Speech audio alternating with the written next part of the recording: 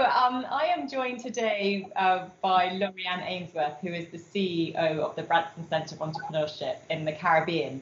And the centre is the leading business accelerator in the region. And I'm so excited to have Lauri-Ann here today to pick her brains about her vision for the future of the centre, how she's helping the wonderful entrepreneurs. And also, I want to talk to you, Lauri-Ann, about your focus on wellness and well-being, because it's something that I'm really passionate about. Thank you very much for joining me. I know you've been at the centre for nearly 4 years now, but you've been CEO since January. Now that has been quite a time to take over. COVID has changed the world dramatically. How are you coping? How are your team coping? Thanks for asking. Well, thank you, Holly, for having me on. I really appreciate it. I'm so happy to be here chatting with you. And yeah, it has been quite a time to take over as CEO of the Branson Centre. I feel like I'm a wartime CEO now, just dealing with what's going on in the world. But the truth is that we have a fantastic team. We have great entrepreneurs and we have a great system at the Branson Centre. So we have been, first, let me start with my team. It wasn't very hard for us to move online because we had already been working with a hybrid online system that we've always offered our entrepreneurs. But when the pandemic hit, we all had to go home and we had to be remote, right? And so it was now, how do we lead a team? How do we have a full program online, particularly for Caribbean entrepreneurs who love to interact with each other? We love being in the same space with each other.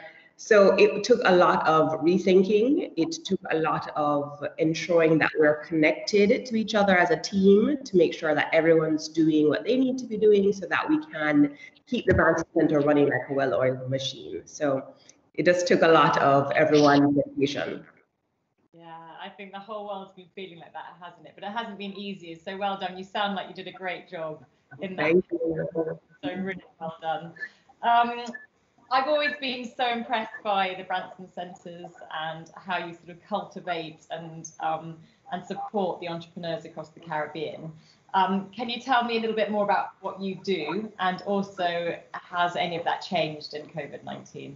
Yeah, absolutely. So as you know, your father started the Branson Centre here in Jamaica, particularly in Montego Bay, which is our second city, back in 2011. And at that time, we were helping startup entrepreneurs who had an idea, who had some revenue, and we were really helping them to grow their business. And we took a three-pronged approach where we're helping them with training to get their business acumen up, mentorship and coaching to support them along the way, as well as access to finance. In about 2018, we realized that there were so many more incubators who were doing the same thing as the Branson Centre. We saw that there was a gap and we could support the next stage entrepreneur. So we started helping scale up entrepreneurs, as we coined them. The entrepreneurs who had been able to grow their business to a particular point and were ready to scale their business to create even more jobs, create even more revenue, and support the economy in a bigger way. And so we took the same three-pronged approach, but we applied it to these entrepreneurs in the scale-up phase. Then here comes COVID-19 in 2020, and our entrepreneurs were not scaling. Our entrepreneurs were now going back to that phase where they were not getting as much revenue. They had to let go of some of their team members. We recognized that we couldn't keep an acceleration program to help entrepreneurs scale, and we needed to help them recover. So in March, we decided to pull back from opening up our program to new entrepreneurs, but went back into our archives to support the 160 entrepreneurs that we had supported throughout the years with a recovery plan. Is that going back to 2011? Yes, back to 2011. So all of those entrepreneurs, we reached out to them and we're like, look, you are official Branson Centre entrepreneurs. We recognize that this pandemic would have affected you seriously. How can we help you? So we did survey our entrepreneurs. We ensured we understood what they all needed, and we realized that they needed three major things. Strategic planning to help them understand, how do I plan for the scenarios that I don't know are coming? So a lot of scenario planning went into the strategic planning, financial planning, as well as marketing. Everyone had to now be online. Everyone had to find their customers in a totally different way. And so we created this recovery plan with those three big areas in mind. And that's what we've been offering to our entrepreneurs since March. That's great. And can you see the future? Can you see yourself going back to what you wanted to be doing originally? Or is it still very much recovery phase for the time being? Right now, it is very much recovery. I'm hoping that in 2021, maybe mid-2021, the economy will come back. You know, everyone's speculating, but who knows? But I think right now what's important is that we help our entrepreneurs to survive what's happening. I know that entrepreneurs are going to be the ones to bring back the economy. So we have to help them to stay afloat and make right decisions, you know, make informed decisions and not knee-jerk reactions. So I do see us doing this for a little longer, yeah. And do you link the entrepreneurs together? Because it's quite hard feeling that you're doing these things on your own when there's actually lots of other people out there that are going through the same experience. Yeah, absolutely. And Holly, that was one of the major things that that came out of what we were doing. They really wanted to connect with each other. And so we allowed them to connect via, you know, these online platforms where we're just like, guys, let's just hash out what's going on with you, so that they could have the conversations with each other. And what ended up happening is we had some synergies coming from those conversations, you know. People create relationships because we're going through the same thing. And that kind of peer-to-peer conversation is so important right now, but it was important before too. So yeah, we definitely do. Oh, great. Well, I do love what you're doing out there. And I also love that I've been told that your nickname is the Wellness CEO. That's absolutely brilliant. And I know you've spoken openly about the need to develop the whole entrepreneur. I love that. We have a charity in the UK which focuses on education and young people. And we very much always talk about the whole child, not just the academic aspect of children. And why should that stop when you leave school? Because you're always being educated and always evolving. And so I just love to pick your brains about this holistic approach to developing. Yeah, absolutely. Thank you for bringing that up. And I love that. That's what the charity is doing, because I think it's the same thing. You know, there are human beings behind these businesses, right? And if we only focus on the business, the revenue, the profits, and really not look at the people and the people behind it, then we're not doing the business a service.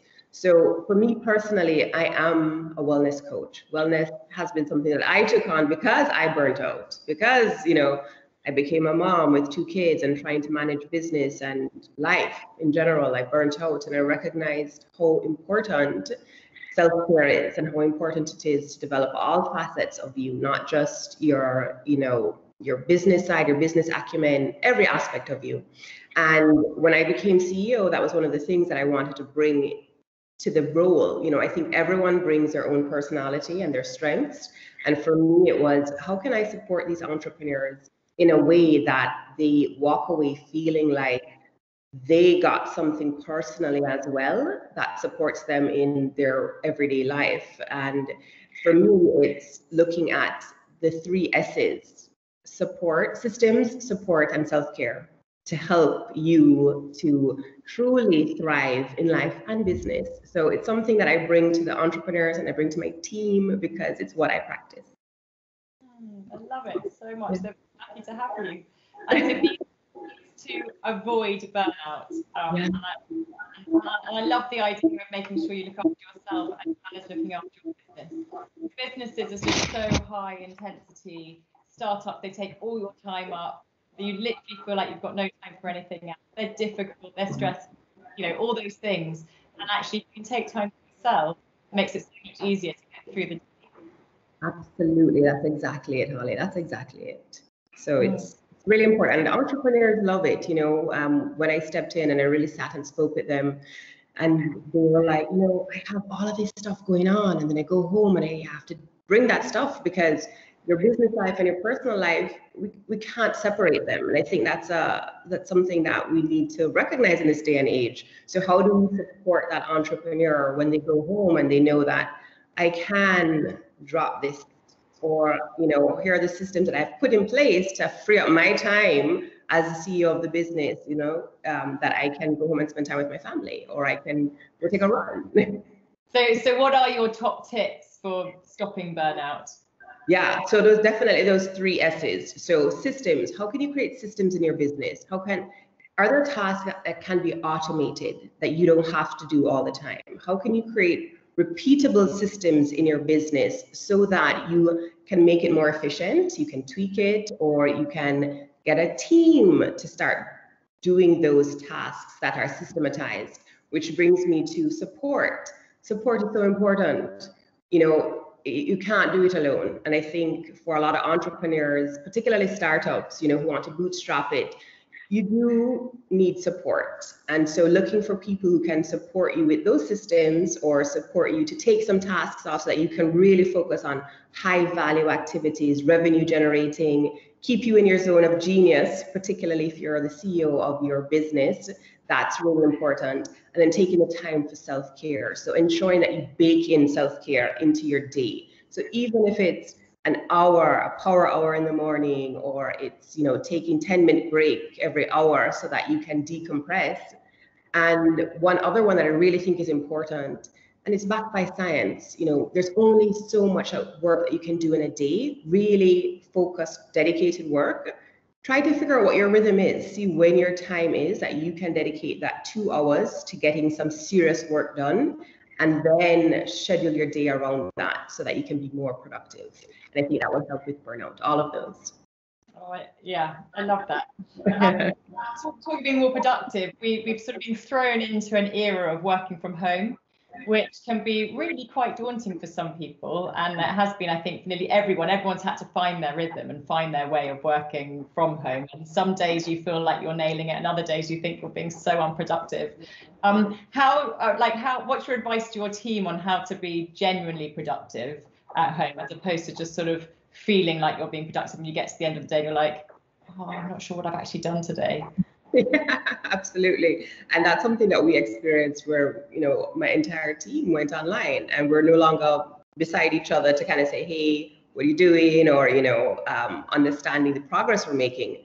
So for me, again, going back to my system, we have a meeting every Monday where we're able to really connect as a team and understand what the goal is. What is the goal that we're working towards? And I always like to take a project management approach to everything so that when the team looks at that big picture, we break it down into tasks and we use project management tools. I love to use Asana, and everyone understands how they play a role in that big picture. And so there's a level of accountability that we also have to have as, I think, leaders when we have a team who's working remotely. How can you have your finger on the pulse of everything while motivating your team? And I think it starts with getting them on board with that big picture, having everyone tap in to see, how do you play a role in this other person's job?